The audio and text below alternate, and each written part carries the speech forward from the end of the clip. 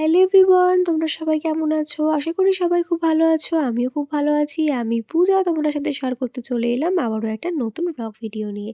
তো আশা করি দেখে বুঝতেই পারছো আমরা এখন কোথাও যাবো তাই রেডি হয়েছি।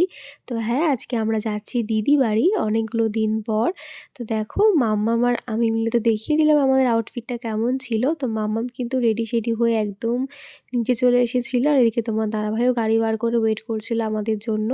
তো কদিন ধরেই ঠিক হচ্ছে দিদি বাড়িতে যাবো। আর তোমার দাদাভাই ছুটি পাচ্ছিল না বলে যাওয়া হচ্ছিল না। আগের দিনও প্ল্যানটা ক্যানসেল হয়ে গেছিলো ও ছুটি পায়নি বলে। তো দেখো ফাইনালি আমরা কিন্তু বেরিয়ে পড়লাম ঠাকুরের নাম নিয়ে। তো ১ম এ চলে যাচ্ছিলাম পেট্রোল পাম্পে গাড়িতে তেল ভরার জন্য। কারণ অনেকটা রাস্তা যাবো আর তোমার দাদাভাইয়ের গাড়িতে তেলটা একটু কম ছিল। তাই কিন্তু ১ম এই আমরা তেলটা ভরে নিলাম। তারপরে কিন্তু সোজা চলে গেলাম মিষ্টির দোকানে। দিদিবাড়িতে ঘুরতে যাচ্ছি, মিষ্টি নেব না সেটা তো আর হয় না। তাই কিন্তু তারপরে চলে এসেছিলাম মিষ্টির দোকানে। তো সাহেব কলোনি থেকেই কিন্তু আমরা মিষ্টিটা নিলাম। আর এই দোকানের মিষ্টিগুলো কিন্তু খুব ভালো হয়।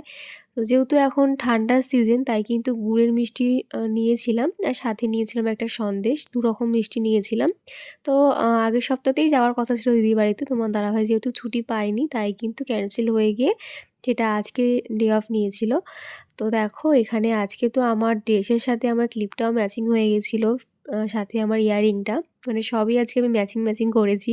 সবটাই দেখতেই পাচ্ছ ল্যাভেন্ডার ওপরে আমি আজকে ড্রেস আপ করেছিলাম। ল্যাভেন্ডার কালারের ওপরে। যাই হোক এখান থেকে আমাদের মিষ্টি নেওয়া হয়ে গেল। তারপরে কিন্তু তোমার দাদাভাই মিষ্টিটা একেবারে গাড়িতে ঝুলিয়ে নিল। আর আজকেই কিন্তু আমরা আবার ফিরবো। কারণ তোমার দাদাভাইয়ের তো কালকে আবার ডিউটি আছে। তারপরে কিন্তু মাথার মধ্যে হেলমেটটা পরে নিলাম। কারণ এখানে প্রচণ্ড চেকিং দেয়। যেহেতু হাইওয়ে ধরে যাচ্ছি। আর মাম্মামকে হেডফোনটা পরিয়ে নিয়েছিলাম কারণ বাইরে একটু হাওয়াও ছিল, হাই রোডে তো বেশিই হাওয়া চলে।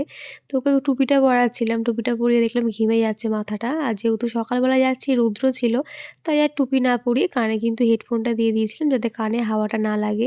আর রিসেন্টলি মামামের শরীরটা খুব খারাপ ছিল, কদিন ধরে খুব জ্বর ছিল, জ্বর আসছিল আর যাচ্ছিল। যেহেতু এখন সিজন চেঞ্জ হচ্ছে, ওয়েদার চেঞ্জ হচ্ছে বলে কিন্তু এই ভাইরাল ফিভারটা সবারই হচ্ছে। তো ওরও ঠিক হয়ে গেছে তাই কিন্তু আজকে আমরা দিদিবাড়িতে যাওয়ার জন্য ঠিক করলাম যাবো।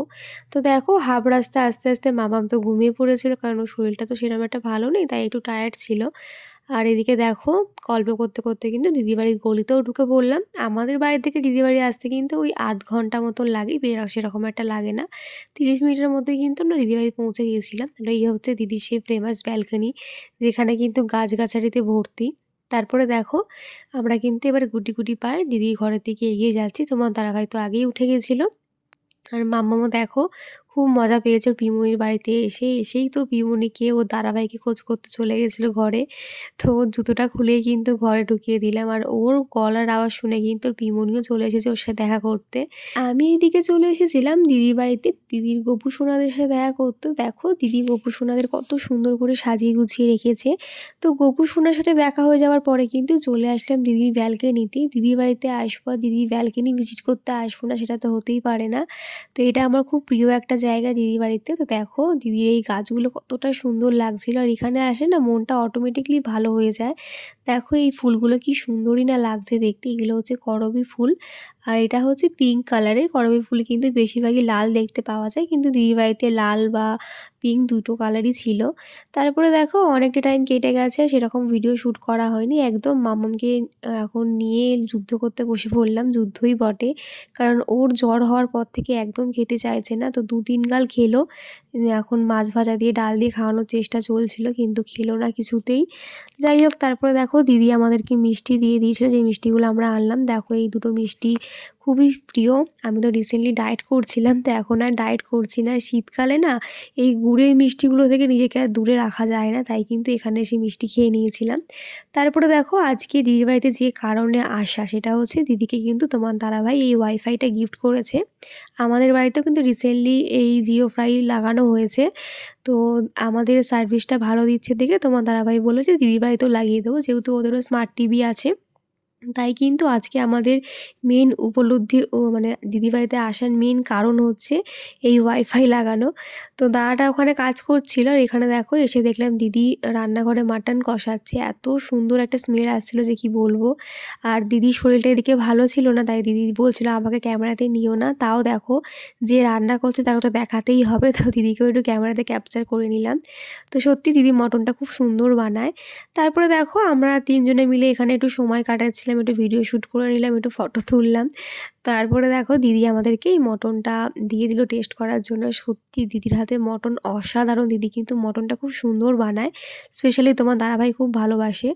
আর এদিকে দেখো তারপরে কিন্তু ওদের ওয়াইফাইটা ইনস্টলিং হয়ে গেছিলো। তো এখন সব পাসওয়ার্ড সেট করে দিল। আর ওদের টিভিতে না নেট আসার পরেও বেশ ভালোই লাগছিলো। ওদের টিভির পিকচার কোয়ালিটিটা খুব ভালো। যাই হোক তারপরে কিন্তু আমাদেরকে লাঞ্চটা সার্ভ করে দিল দিদি। তো আজকে লাঞ্চে ছিল হচ্ছে সাদা ভাত, লেবু, স্যালাড, মুসুরির ডাল, বেগুন ভাজা, পুঁইশাক চচ্চড়ি আর দিদির হাতে স্পেশাল মাটনের ঝোল। আর দিদি তো এটা খুব সুন্দরই বানায়। তো প্রথমে আমাকে আর তোমার দাদাভাইকে লাঞ্চটা সার্ভ করে দিয়েছিল। দিদিকে বললাম যে জামাইবাবু তুমিও বসে পড়ো। তো বলল যে আমরা একটু লেট করে লাঞ্চ করি, তো আমরা একটু পরে বসছি, তোমরা খেয়ে নাও। তো দেখো এত রান্নাবান্না হয়েছিল যে কি বলবো। আমি তো ডাল, বেগুন ভাজা দিয়ে অর্ধেক ভাত খেয়ে নিয়েছি। আর মাটনটাই বা কী করে মিস করি। দিদি এত সুন্দর বানায় মাটনটা যে বারবার বলতে বাধ্য হচ্ছি। তো দেখো একবারে ডাল দিয়ে খাওয়া হয়ে গেছে। এখন কিন্তু মটনটা দিয়ে খাবো। দেখতেই পাচ্ছ এখানে কিন্তু একটু তেলটা বেশি ছিল, তবে কী আর করা যাবে। এক দিন কিন্তু এরকম ডায়েটিংয়ের মধ্যে এইসব খাওয়া যেতেই পারে। আর এখন আমি ডায়েটিংটা সেরকম একটা মেনটেনও করছি না। যাই হোক এরপরে অনেকটা টাইম কেটে গেছে। এবার কিন্তু আমরা বাড়ি চলে যাব। বাড়ি গিয়ে কিন্তু আজকে একটু শপিং করতেও যাওয়ার কথা আছে। তো চলো আজকের ভিডিওটা আমি এখানেই শেষ করছি। তোমাদের কেমন লাগলো অবশ্যই জানিও। ভালো লাগলে কিন্তু লাইক কমেন্ট করতে কেউ ভুলো না। আর বলতে বলতে দেখো সবাইকে টাটা বাই বাই করে হাই রোডে উঠে গেলাম। আর হাই রোডে উঠে দেখি প্রচণ্ড ঠান্ডা, এতটা ঠান্ডা ছিল যে কি বলবো, পুরো জমে ক্ষীর হয়ে যাচ্ছিলাম আমরা। আর মাম্মামকে তো একদম পুরো সব কিছু পরিয়ে চেপে চুপে নিয়েছিলাম। আর ও জানো তো যাওয়ার সময় ঘুমিয়েছে গাড়িতে আর আসার সময় ঘুমিয়ে পড়েছিল। যাই হোক বাড়ির কাছে চলেই আসলাম। তো চলো আজকে এই ভিডিওটা এখানেই শেষ করলাম। দেখা হচ্ছে নেক্সট ভিডিওতে আবার কোনো নতুন ব্লগে। ততক্ষণের জন্য সবাই ভালো থেকো, সুস্থ থেকো। বাই সবাইকে।